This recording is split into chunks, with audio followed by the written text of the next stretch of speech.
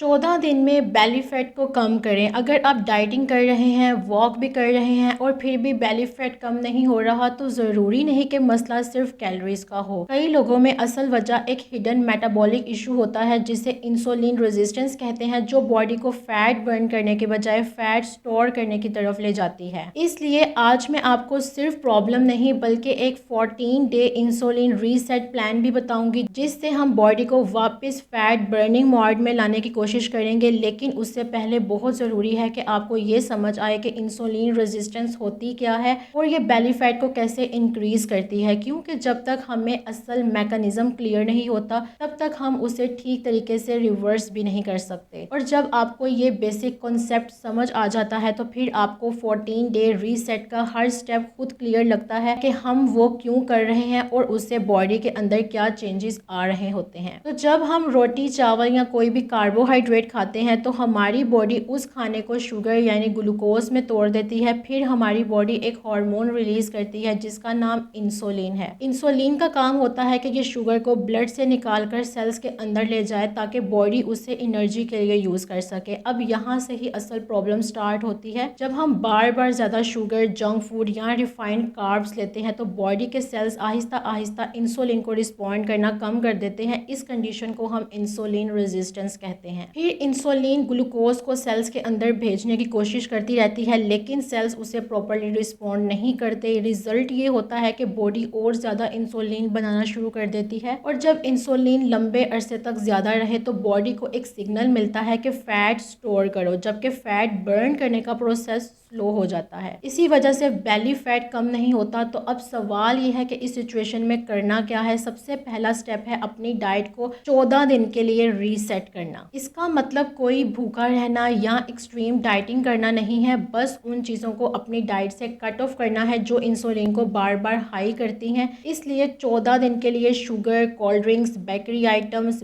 Biscuits, white bread और processed snacks को avoid करें। और अगर आप चाय में ज़्यादा चीनी लेते हैं तो उसे भी कम कर दें और इन चीज़ों की जगह सिंपल घर का खाना खाएं जैसे दाल, सब्जी, अंडे, चिकन या मछली। साथ ही एक इम्पॉर्टेंट रूल याद रखें, हर खाने में प्रोटीन ज़रूर होना चाहिए जैसे एग्स, योगर्ट, चिकन, फिश, दाल या बीन्स। प्रोटीन आपको ज़्यादा देर तक पेट भरा हुआ महसूस करवाती है, क्रेविंग्स को कम करती है और खाने के बाद शुगर को बहुत तेज़ी से भरने नहीं देती। इसके साथ साथ फाइबर वाली चीज़ें भी बहुत ज़रूरी हैं जैसे ओट्स, सैलड, सब्जियां, चिया सीड्स या फ्लैक्स सीड्स। अब सवाल ये है कि फाइबर इतना इंपॉर्टेंट क्यों है। तो जब आप फाइबर वाली चीज़ें खाते हैं तो खाना आहिस्ता आहिस्ता हजम होता है। इसकी वजह से शुगर एकदम से ब्लड में नहीं जाती बल्कि आहिस्ता आहिस्ता रिलीज होती है। इसका फ़ायदा ये होता है कि ब्लड शुगर ज़्यादा ऊपर नीचे नहीं होती, इंसुलिन ज़्यादा स्टेबल रहती है और आपको बार बार भूख या मीठी चीज़ों की क्रेविंग भी कम हो जाती है। यानी फाइबर सिर्फ डाइजेशन के लिए ही ज़रूरी नहीं बल्कि इंसुलिन और बेली फैट की मैनेजमेंट के लिए भी बहुत ज़रूरी है। इसके साथ एक और चीज़ है जो काफ़ी फ़ायदा देती है और वो है इंटरमिटेंट फास्टिंग या टाइम रिस्ट्रिक्टेड ईटिंग। इसका मतलब भूखा रहना नहीं होता, बस आपने खाने की एक टाइम विंडो बनानी होती है और डिनर और नेक्स्ट मील के दरमियान थोड़ा लंबा गैप रखना होता है। मिसाल के तौर पर अगर आप रात 8 बजे डिनर करते हैं तो कोशिश करें कि अगला मील सुबह 10 बजे या उसके बाद लें, यानी तकरीबन 12 से 14 घंटे की ओवरनाइट फास्टिंग विंडो। अब इसका फ़ायदा क्या होता है कि जब आप दिन भर बार बार कुछ ना कुछ खाते रहते हैं तो बॉडी को हर थोड़ी देर बाद इंसुलिन रिलीज करनी पड़ती है, लेकिन जब आप खाने के दरमियान थोड़ा लंबा गैप देते हैं तो बॉडी को खाना डाइजेस्ट करने और इंसुलिन को नॉर्मल लेवल पर वापस लाने का वक्त मिलता है। और जब इंसुलिन कुछ वक्त के लिए लो रहती है तो बॉडी के पास एनर्जी हासिल करने के लिए दो ऑप्शंस होते हैं, या तो नया खाना यूज करें या फिर अपने स्टोर्स में मौजूद एनर्जी को यूज करें। और बॉडी की सबसे बड़ी स्टोर्ड एनर्जी फैट ही होती है जिसमें बेली एरिया में जमा फैट भी शामिल होता है। इसलिए जब इंसुलिन लो रहती है तो बॉडी आहिस्ता आहिस्ता अपने फैट स्टोर्स को एनर्जी के लिए यूज करना शुरू कर देती है। और स्नैकिंग बिल्कुल भी नहीं करनी। स्नैकिंग मतलब कि जो आप एक मील से दूसरे मील के दरमियान जो थोड़ा बहुत कुछ खा लेते हैं उसको बिल्कुल अवॉइड करना है। अब जब आपने डाइट, प्रोटीन, फाइबर और ईटिंग टाइमिंग को इम्प्रूव कर लिया है तो अगला फोकस लाइफस्टाइल है। यहाँ सबसे पहली चीज है नींद। अक्सर लोग सोचते हैं कि बेली फैट सिर्फ खाने की वजह वजह से होता है, लेकिन नींद भी इसमें बहुत इंपॉर्टेंट होती है। अगर आप रोज़ 7 से 9 घंटे की अच्छी नींद नहीं ले रहे तो बॉडी का हार्मोनल बैलेंस डिस्टर्ब हो जाता है। नींद कम होने से स्ट्रेस हार्मोन कॉर्टिसोल बढ़ जाता है, जिसकी वजह से क्रेविंग्स बढ़ सकती हैं, इंसुलिन के सिस्टम्स डिस्टर्ब हो सकता है और बेली एरिया में फैट स्टोर का प्रोसेस स्टार्ट हो जाता है। इसलिए कोशिश करें कि रोज़ एक ही टाइम पर सोएं और सोने से पहले मोबाइल या स्क्रीन का यूज़ बिल्कुल मत करें। इसी तरह स्ट्रेस को भी कम करें, क्योंकि जब कॉर्टिसोल हाई रहता है तो बॉडी के लिए बेली फैट कम करना मुश्किल हो जाता है। इसलिए कुछ टाइम अपने लिए ज़रूर निकालें, चाहे डीप ब्रीदिंग करें, वॉक करें, मेडिटेशन या प्रेयर करें। जो चीज़ आपको सुकून दे उससे रूटीन का हिस्सा बना लें। तो अगर आप बेली फैट और इंसुलिन रेजिस्टेंस को इम्प्रूव करना चाहते हैं तो कोशिश करें कि